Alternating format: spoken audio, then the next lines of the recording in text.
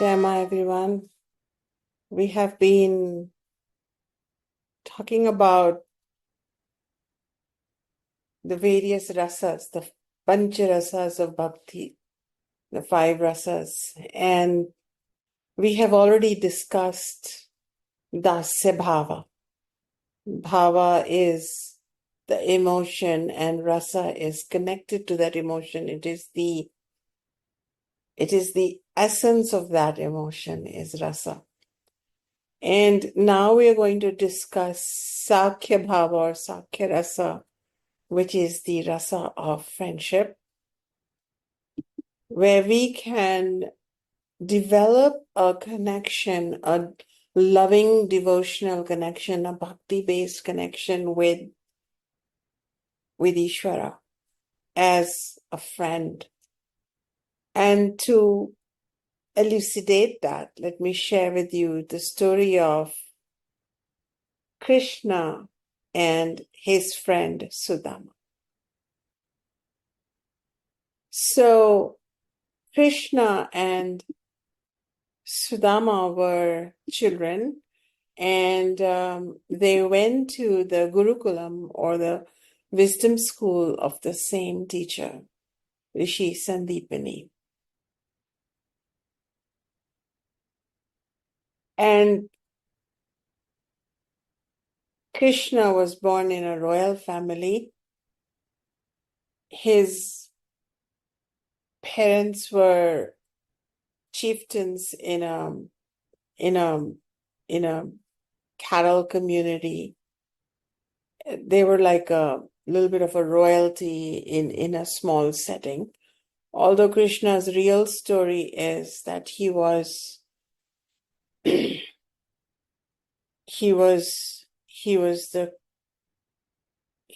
truly of noble birth, but because of dangers to his life, he had been quietly stowed away, picked up, and moved to his foster parents' homes, who were chieftains in a dairy community.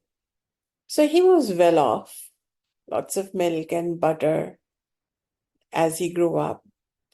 But a child that was in that same Gurukulam was Sudama, from a deeply impoverished family.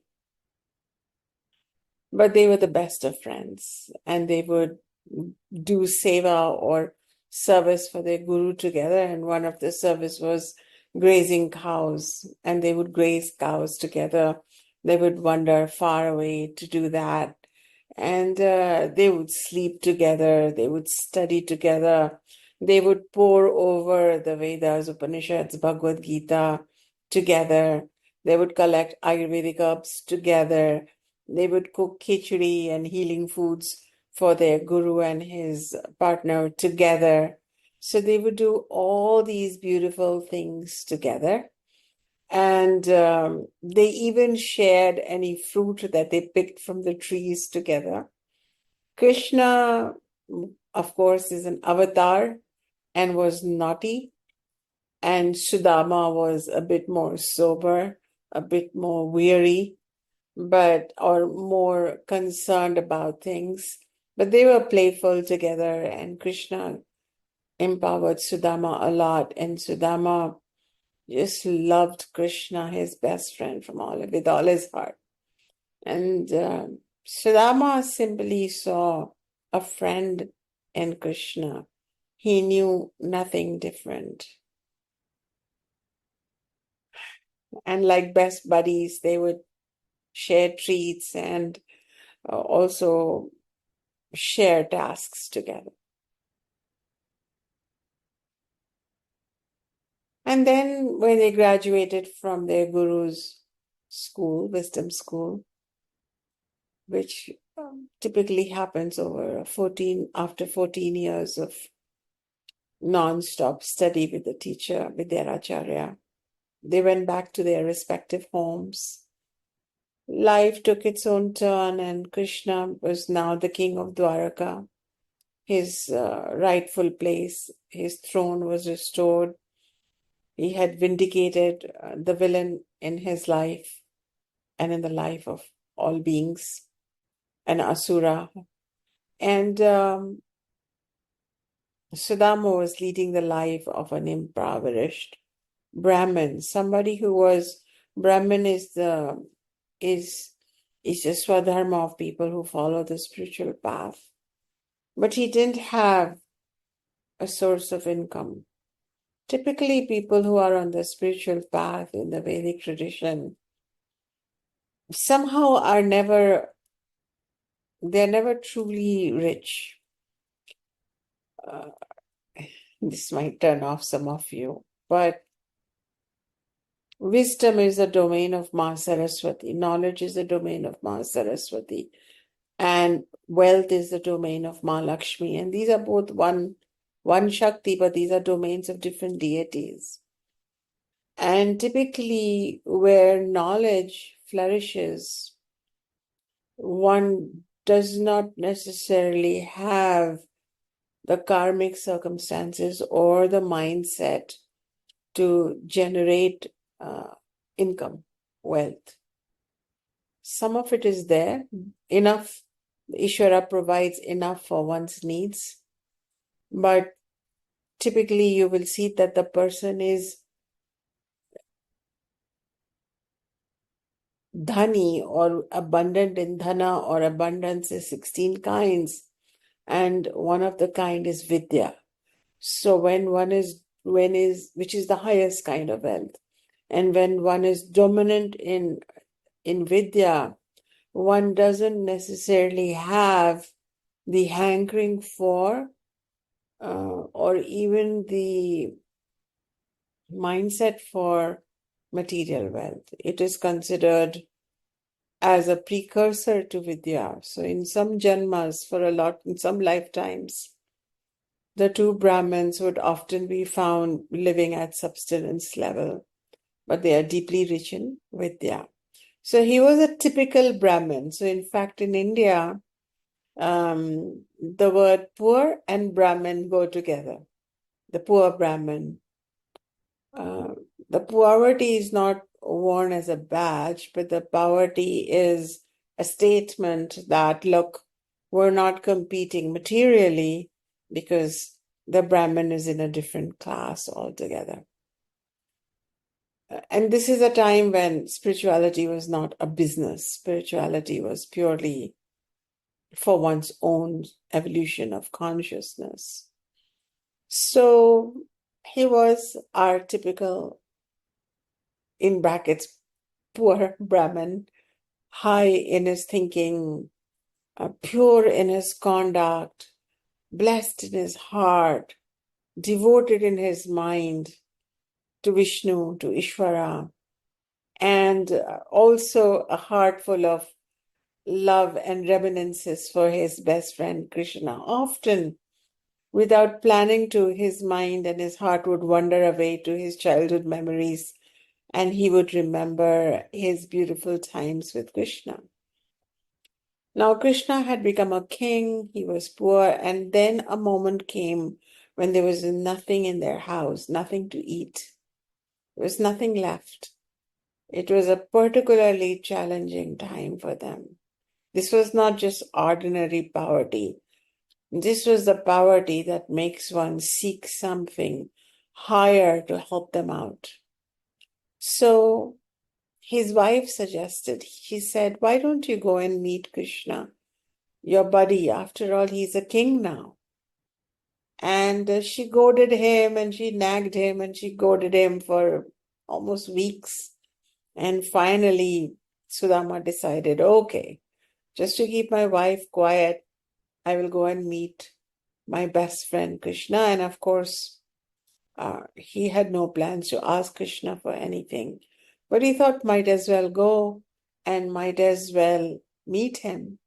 He was wondering how Krishna would greet him because his clothes were so threadbare and almost torn that the gatekeeper had kind of stopped him. And when he kept insisting that he's Krishna's friend, Krishna was informed and Krishna came running. He came running to the door to greet Sudama.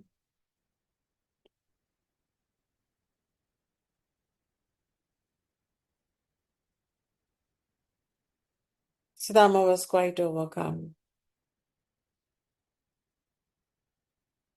And then, as is the tradition, it is called Pada Seva. Pada means feet, Seva means service.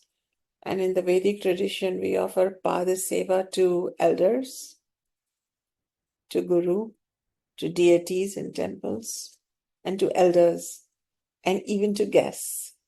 Because you never know if it is Vishnu lives or Ishwara dwells in every being. And so we're really washing the feet of Ishwara for coming to our home. So this doesn't happen now. It happens ritually or ceremoniously on special days. But this was the way of life. And it still happens in smaller towns and in certain families. So then Krishna sat down along with his wife Rukmini, who was providing him with a fresh water, etc., to wash Sudama's feet. And as he washed Sudama's feet, tears rolled down his eyes, saying, I'm so grateful you came to meet me, my friend. I'm so grateful. And after he had fed Sudama personally, hovering over him with warm food, freshly cooked, Sudama had not seen this kind of food ever, and this such an array of options. They just sat down to talk and share reminiscences, and then Krishna started jesting with him. He said, I know that you have not come empty-handed. You've brought me something. I know that. I know your wife has packed something, and I think you're hiding it in your clothes. Come on, give it to me.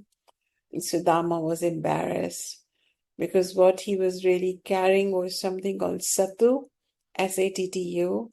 And sattu is a powder of dry roasted lentils and cereals, like chickpea, dry roasted chickpea is typically used.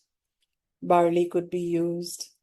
So it's a mix of sattu. You can look up the recipe for it. It's like a high protein drink, and it can be mixed with water and lemon juice and either raw organic sugar or salt, and it becomes such a refreshing drink. It's so cooling during summers. It has high protein, high fiber, and I think if the world comes to know about it, it will become a famous weight loss drink and yet a nourishing drink. And when he was coming, as is the tradition in East as in West, one doesn't go empty-handed, and they had nothing in the house except for 2 handfuls of sattu. And so his wife just packed that in a cloth and gave it to him, saying, Here, you can take this sattu for your friend. Go, just go. All he had was this sattu.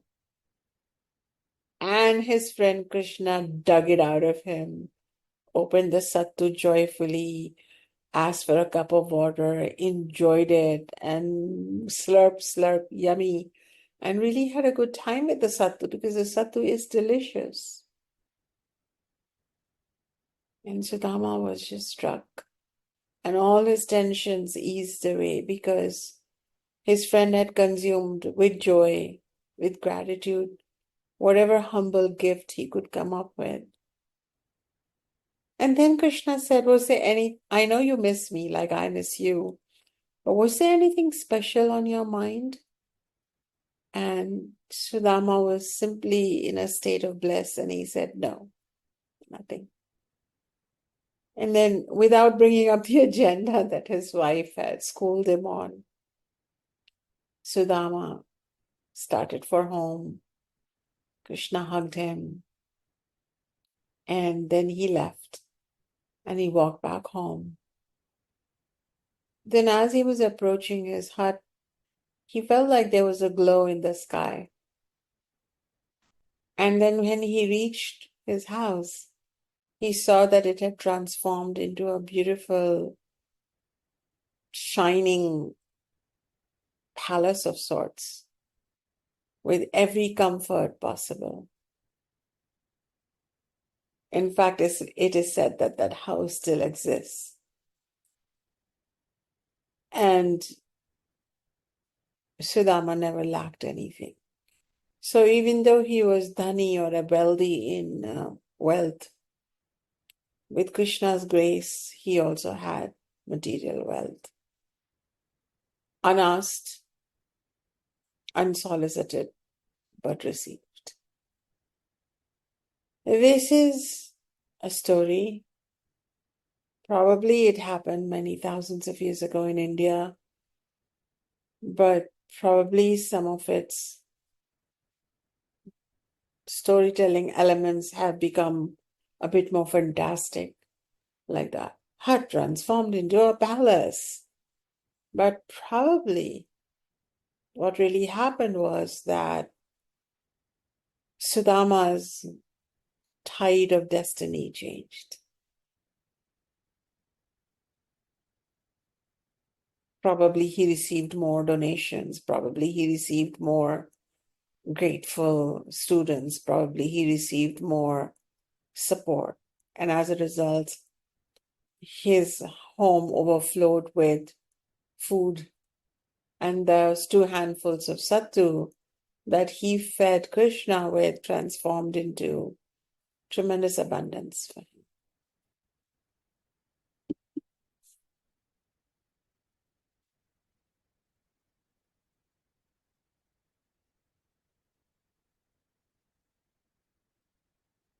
So what we are trying to understand here is that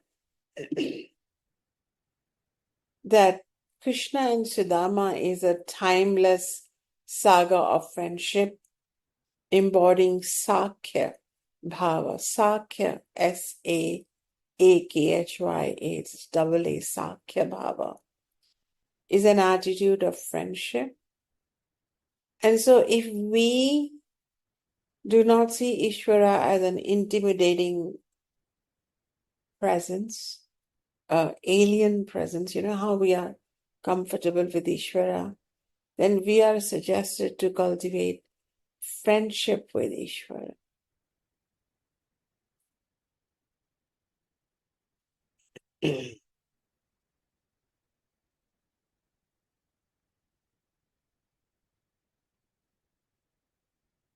And that our friendship with Ishwara is enough.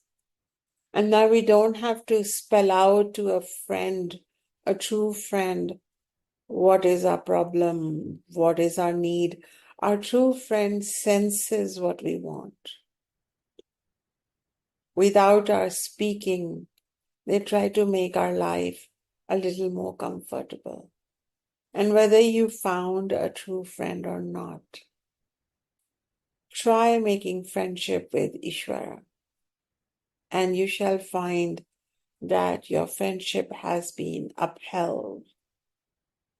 That is why to Sudama, Krishna says that though I am in the body, I am not this body.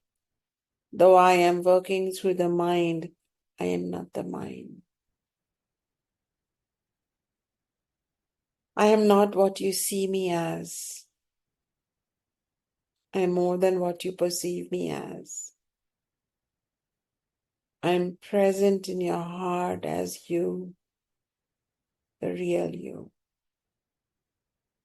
And any time you need me, just call out to me. I'll be right there with you to take you out of your troubles and difficulties. You can always count on me. And so though Krishna didn't say that during their friendly encounter, this is what Sudama heard as he entered his home. He heard it in his heart. He knew that he had not just encountered a human friend because he says, I'm not the body, though I am in the body. But he had encountered Great Spirit, the ultimate consciousness. That is why in chapter 9, verse 26 of the Bhagavad Gita, Krishna says, and Krishna, remember, is a representative of Ishwara. And Ishwara can be of any form, but is ultimately formless. And is talking to bhaktas and says, if one offers to me with devotion, with bhakti, a leaf, a mere leaf, because you have nothing else to offer. You don't need elaborate things to offer Ishvara. So if one offers to me with bhakti a leaf, patram, a flower, pushpam, a fruit, phalam, or even water, toyam, then I delightfully partake of that item, offered with love by my devotee in pure consciousness. So what do we offer? The source of everything. What do we offer?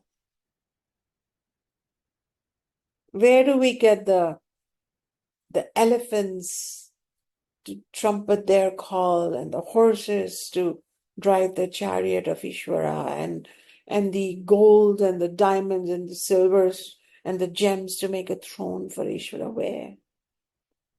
But we can offer a single leaf, a single flower, a single fruit, or a teaspoon of water at the feet of Ishwara or Ishwara's symbol deity, or light a candle or incense, or fold our hands, and that which sees without eyes, that which hears without ears, that which knows without a brain, that which is the witness of all beings seated within them as self, which knows your past, your present, and your future, that is beyond time and yet controls time, shall know that with a devotional heart you offered that leaf, that flower, that fruit, that teaspoon of water, that candle, that incense, that mantra, that prayer. And the one step you take towards Ishvara, because Ishvara is so capable, it's the ultimate Shakti of the universe. Ishvara is Divine Mother. Ishvara comes running a million steps towards you. It is we in our ego that live away from Ishvara, questioning, being atheists, being agnostics, which is not a bad thing. I'm not saying that, but it's an attitude which is very different from the Vedic attitude of trust, not blind trust, but knowledge-based trust that Ishvara is everything, everywhere, and in everything. Ishvara is the substratum of all. So this is the story of friendship. I have personally found that friendship with Ishvara came easier to me. Service to Ishvara came with greater maturity for me. Now I'm a servant of Ishvara. But at some level, from childhood onwards, Ishvara has been a friend. And friends do not hold grudges. Friends understand. Friends forgive. Friends make us better. And so when you imagine Ishvara as a friend, then you can communicate to Ishvara as a friend. You can run your day with Ishvara as your friend. You can get up in the morning and talk to your friend to help you through the day. You can be grateful to Ishvara for his, her, their, its friendship.